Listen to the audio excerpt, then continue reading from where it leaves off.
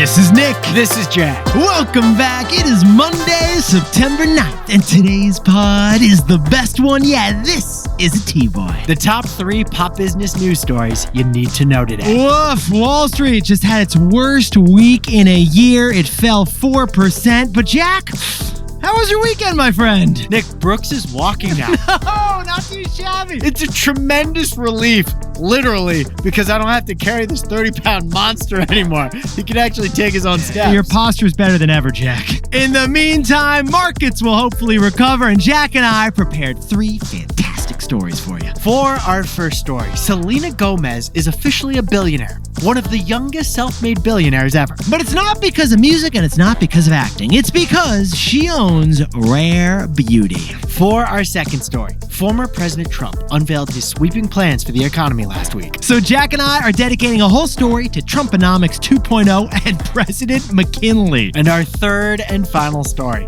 is the biggest debate in Silicon Valley right now. Oh, true. Are you in founder mode or are you in manager mode? So we'll tell you what both mean, because whether you're running a company or running a wedding, you gotta choose one of them. But Yetis, before we hit that wonderful mix of stories. Fantastic mix of stories to kick off the week, Jack. Love the mix. Sometimes a company sponsors an event. And sometimes a company sponsors a stadium. But after 1,500 episodes of this show, we've never seen a sponsorship like this. Get this, a company sponsoring a time zone. Mountain Dew says they're the official, unofficial sponsor of Mountain Time Zone. But the wildest part is that they're giving away free Mountain Dew soda to anyone in the Mountain Time Zone. From Montana to New Mexico, Aspen to Santa Fe, if you are there, they'll hook you up with a free Dew. Oh, and Jack, it's not just Coloradans in 1/4 of North Dakota. They're getting fed free soda with this thing. Anyone who visits the Mountain Time Zone gets a free soda if they register online. Even if you're just flying through Denver, Mountain Dew is going to send you a free Mountain Dew soda. The in-flight Wi-Fi fee pays for itself in Dew. Now, Yetis, Jack and I jumped in TBOY style, and from a geographical perspective, this is actually the largest marketing giveaway ever. It's a huge geofence. It's like 8 states. But it has also led to some fascinating data about the Mountain Time Zone. Mountain Dew loves the Mountain Time Zone because it's the happiest of America's 4 time zones. It turns out the Mountain Time Zone has the fewest people, and yet it has the highest happiness. According to Stat Social, the Mountain Time Zone has 6% more cheerful people than any other time zone. I mean, Jack, maybe it's the hiking, maybe it's the biking, maybe it's the bison burgers. Maybe it's the early legalization of marijuana. Or maybe, just maybe, it's the dew on those Rocky Mountains. Literally. Jack, let's hit our 3 stories. 15 years before this song, 2 boys from the Northeast met in the dorm. They had an idea that caused a cultural storm. It's the best one yet, but the best is the norm. Jack, Nick, that's it. I don't even think they need to practice. 50%, that's a fat tip. TBOY City on your list. If you know, you know, cause we ready to go. We can't wait no more, so just start the show. Start the show. For our first story, Selena Gomez is officially a billionaire. Queen Celine. But it's not because of her singing, her acting, or her songwriting. It's all thanks to her makeup, Rare Beauty. Jack, let's check the whiteboard over here. I'm looking now, and there are 1,000 billionaires living in America right now. Check that. Now there's 1,001. Boom! Because according to Bloomberg, Selena Gomez just joined the 3 Comma Club. She is officially worth $1 billion. Only billionaires in the building. It's season 3. When she was 10 years old, Selena Gomez starred in Barney and Friends. And then she did 4 seasons of Disney shows as a teenager. She also generates income from music and acting, which is how you've probably heard or seen her. But the majority of this 32-year-old's net worth isn't from any of that stuff we just mentioned. No, it's not. It's because she owns a majority of Rare Beauty. Rare Beauty, the Glossier of Gen Z. Rare Beauty is like if Fenty and Revlon had a beautiful, beautiful, beautiful baby. Rare Beauty is vegan, cruelty-free makeup and skincare, all priced under $30. But Jack and I jumped into the financials of this private company, and Selena Gomez actually owns 51% of Rare Beauty, which did $350 million in revenue last year. It's estimated to be worth $2 billion, and since she owns 51% of it, boom, she's a billionaire. Actually, Jack, Selena Gomez is a great example of a topic we've talked about lately. It's not income that typically gets people rich. It's owning things that will get you rich. Because Yetis, just 20% of Selena's net worth actually comes from music and acting income. 80% comes from founding Rare Beauty. But she started with income, which led to savings, and then savings let her found a company, and founding a company turned her into a billionaire. How people really get rich. But Yetis, Jack and I were also shocked when we saw these numbers about Rare Beauty, right, Jack? It's only 3 years old, and yet it's worth half a lift? So Jack and I jumped in TBOY style, and we looked at the makeup industry right now, and we noticed an interesting trend. Overall, sales in the makeup industry in the US are up 11% compared to last year. Checks out. But sales of celebrity-backed makeup brands, they're up 58% from last year. It turns out when you get ready in the morning, you don't want lip gloss, you want lip gloss that won an Oscar. Yet the data shows that most celebrity-backed makeup brands struggle. It's an interesting contradiction. Yeah, Ariana Grande's brand, Lady Gaga's, Brad Pitt's, Jared Leto's, all of their makeup companies are all down, struggling, or just straight out of business right now. Brad Pitt has a makeup brand? You know, I was surprised too, but then I looked at it, and honestly, the abs meant I couldn't look away, Jack. Oh, I'm seeing it here. It's called Beau Domain. I think it's pronounced Beau Domain. That's what I said, Nick. So it's kind of ironic, but like many people trying to make it big in Hollywood, most celebrity makeup brands don't actually make it big in the first place. But Selena did make it big. And her makeup's not just killing it because she's the most followed woman on Instagram. Rare Beauty is a $2 billion makeup brand because of our takeaway. So Jack, could you just hand over the eyeliner, a little bit of blush, and a little bit, and just tell us the takeaway for our buddies over at Rare Beauty? The middle is making moves. Yetis, for the last decade, brands in the middle were, financially speaking, getting squeezed. Growing inequality in America meant that high-end brands were thriving and discount brands were thriving too.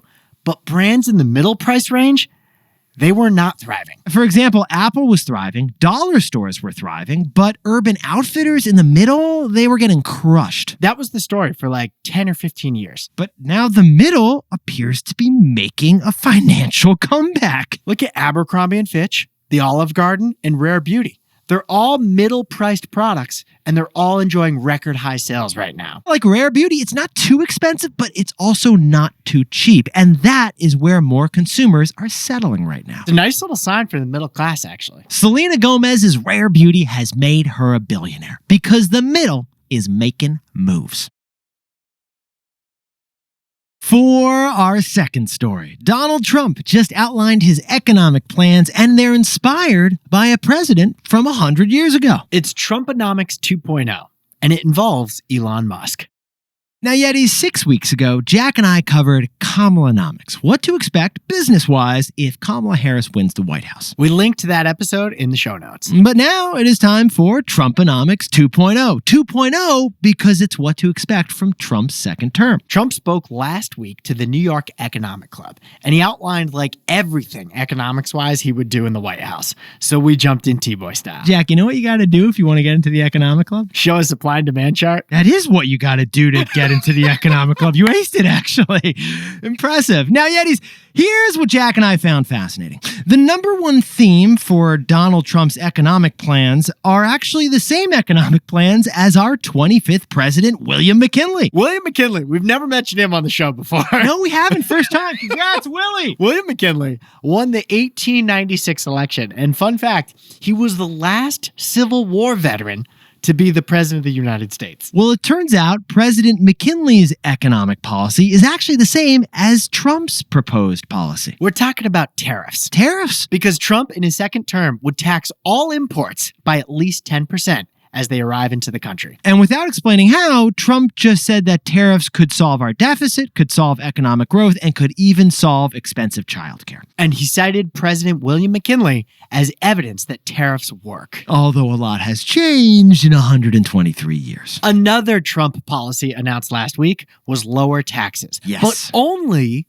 for companies that make their products in the United States. Now, interestingly, this was actually a new Trump policy. Trump pledged last week to cut the corporate tax rate to 15%, but only for companies that are made in USA. However, this brings up questions like what qualifies as made in the USA? That's TBD. A car, for example, has components made all over the world. If it's assembled in Detroit, is that made in the USA? Or what about service companies like a law firm or a bank? Like if you're a partner at a law firm, but you studied in London, does that count as made in America? This policy raised more questions than it gave answers to. But the final part of Trump's new economic policy was Elon Musk. Donald Trump would create a commission to make the federal government more efficient, and he would appoint Elon Musk to lead that commission. Now, perhaps Elon Musk would do to Washington, D.C. what he did to Twitter. Huge layoffs to save money. Elon accepted the offer by tweeting about it last week. So Elon may soon have a new job in government if Trump wins. So, Jack, what's the takeaway for all our buddies looking at business and the election? Wall Street was on board for Trump 1.0, but they're not on board for Trump 2.0. Now, when Trump got elected the first time, stocks soared, mostly thanks to Trump's first corporate tax cuts. With the stroke of a pen, Trump let companies keep billions more in profits instead of pay taxes. Wall Street naturally loved that. Wall Street was loving every minute of it. But interestingly, Goldman Sachs just came out and said they don't like Trumponomics 2.0. They thought Trumponomics 2.0 would actually make the economy smaller, not bigger. The main reason? Tariffs. Tariffs cause inflation. Tariffs are taxes on imports by 10%, which could increase prices by 10%. Goldman Sachs also mentioned that Trump's immigration policies could also be inflationary. Reducing the number of immigrants we have, that could lead to a labor shortage. So economists have been steadfastly opposed to Trump's economic ideas. We were surprised that Goldman Sachs now is too. Add it all up, Wall Street was on board for Trump 1.0, but surprisingly, they're not on board for Trump 2.0. Hey Yetis, if you're a bestie, take a sec and hit that subscribe button. And like this video while you're at it. If you leave a comment, by the way, we'll read it. For our third and final story, the biggest debate in Silicon Valley all weekend long was this: founder mode versus manager mode. It's a VC obsession over how to properly run a company, but it actually applies to everyone. Hot girl walks, brat summer, very demure, very mindful. Do your best keeping up with all the memes this summer. Yeah, there were a lot of memes. Honestly, it was kind of stressful to keep up with all of them, Jack. No, especially because we host a pod we're supposed to be. Well, here's the latest meme that you gotta pay attention to, Yetis. Founder mode. Founder mode. More of an entrepreneurship meme on Twitter VC. It is. Founder mode is a way of running a company, or frankly, the way we see it, running anything. Famous venture capitalist Paul Graham wrote an essay on founder mode last week, and it went viral like a Sabrina Carpenter song. Oh, you can't sleep? Baby, I know. That's that me in founder mode. Please don't. People say I have a sultry voice, Jack. Let's get back to the story, Nick. Two theories are around right now on how to properly run a company: founder mode or manager mode. And Jack, I was at the Blue Bottle Coffee on Fillmore Street in San Francisco this weekend. I heard 3 couples getting into arguments about founder mode versus manager mode. Because that coffee shop is a physical manifestation of VC Twitter. Do you want the latte? I said founder mode, not manager mode. Yeah, it is. Founder mode is when the CEO is involved in every part of the business. As the company scales, that CEO stays involved with everything. So whether a company is 5 people or 5,000 people, if a decision is being made on a new logo, that founder will join that meeting. A famous CEO that always operated in founder mode, who is it, Nick? Steve Jobs. He saw every part of an iPhone getting made, from the computer chips all the way to the TV ads. He wanted to be involved no matter what. He had his fingers in everything. Now, the opposite of founder mode is something called manager mode. And what is manager mode, Jack? When you delegate every part of the business. As the company scales, you get less and less involved in the day-to-day decisions. So as a company grows from 5 people to 5,000 people, you hire talent for each need, and then you fully delegate all of those needs. And Nick, who's the famous manager mode CEO? Well, Jack, that would be Reed Hastings, the Netflix co-founder, who got a marketing team hired, and then he never touched marketing again. You guys got this. It was delegated. Yeah. Dunzo. So, besties, add it all up, and one strategy is to always stay involved, and the other strategy is to delegate and let go. Again, this was a debate about running a company, but the question applies to wedding planning, to renovating a kitchen, to running any project, we think. Like, do you want your contractor to just decide on the brass sconce? Or do you want to get involved because you kind of are worried he's going to choose a brass sconce? You're the involved guy, I can tell. Honey, do you want fish or do you want... Yeah, I'm that guy, Jack. But we know what you're wondering, Yetis. Which one is better? And the answer is our takeaway. So, Jack, what's the takeaway for all our buddies running a company? The answer isn't founder mode versus manager mode. It's execution. Now, Yetis, Silicon Valley is trying to answer this question entirely wrong the way we see it. There isn't one right way to run a company. What matters is whether you execute. For example, if you're great at getting up to speed fast, making decisions, and having great instincts, then founder mode is the most effective strategy for you. On the other hand, if you're great at hiring people who can run their departments the way you want them to run the departments, then manager mode is the most effective strategy. So if you do founder mode, then you must execute with fast, smart decisions. If you do manager mode, you must execute with fantastic hires and great check-ins. And that's why, the way we see it, the answer isn't one or the other. It's which one you can execute better. Are you better at being a founder or are you better at being a manager? Honestly, that's the answer. Oh, not the brass sconces. Jack, could you whip up the takeaways for us to kick off the week? Selena Gomez is a billionaire because she founded Rare Beauty, which is now a $2 billion makeup brand. Rare Beauty is winning because in this economy, the middle is making moves. For our second story, Donald Trump has now outlined his economic plans for a second term. Wall Street was on board with Trump 1.0, but they're not on board with Trump 2.0. And our third and final story, VC Twitter has a raging debate around founder mode versus manager mode. But the best way to run a company, honestly, is which one you can execute better.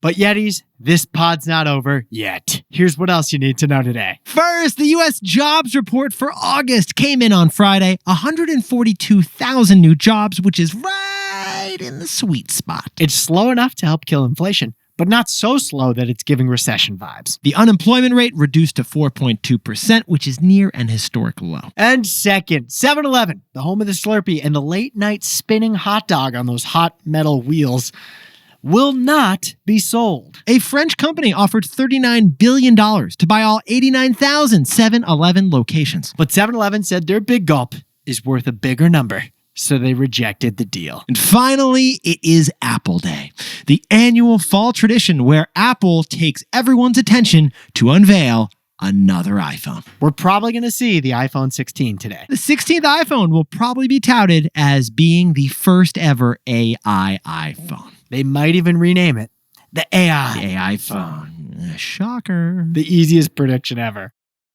Now time for the best fact yet. This one whipped up by Jack and me because when we jumped in TBOY style, there was something else we had to share with you. Selena Gomez had a kidney transplant. She transplanted her kidney. She has a new kidney, actually. In her battle with lupus, she got a kidney donated by her best friend to keep her healthy. And now here's the interesting thing, Yetis. As Selena Gomez was adjusting to life with a new kidney, she decided to name that kidney in order to cope with the transition. And what did she name that kidney?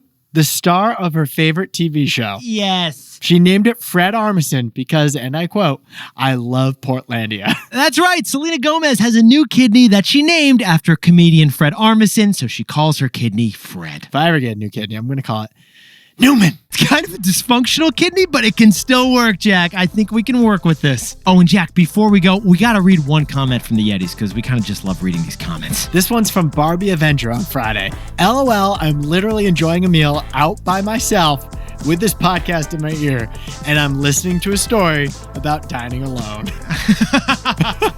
Perfect timing. Stuck the landing. Razzle dazzle. Yetis, hit us up in the comments. We love seeing what you have to say. To everyone over in Mountain Time, keep having a lot of fun, and Jack and I will see you tomorrow.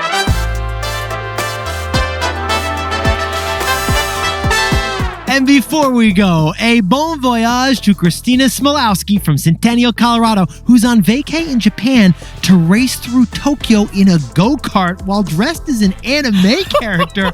Yeah, we'll join you on the next time you go, Christina. Someone's childhood fantasy is being fulfilled. And Caitlin Crump in Miami, Florida, just launched her recruiting firm. Congratulations, Caitlin. Founder mode or manager mode. Congrats to Aaron Bishop from Philadelphia, Pennsylvania, who just got a new job. And Miranda Day in Savannah, Georgia, is waking up on a Monday feeling fantastic. Happy birthday to Dexter Wendell, who's turning 8 down in Raleigh, North Carolina. And Jan Michael Cerna in Buda, Texas is the unofficial TBOY hype man celebrating the best birthday yet. Thank you, Jan. Let's make it the official TBOY hype man. Let's do that, Jack. Let's make it happen. And finally, Cassandra Canavaggio is turning 10 years old in Panama City, Panama. She's listening with her mom, and we're so happy to celebrate your birthday, Cassandra. And to anyone else celebrating something today, make it a TBOY. Celebrate the wins.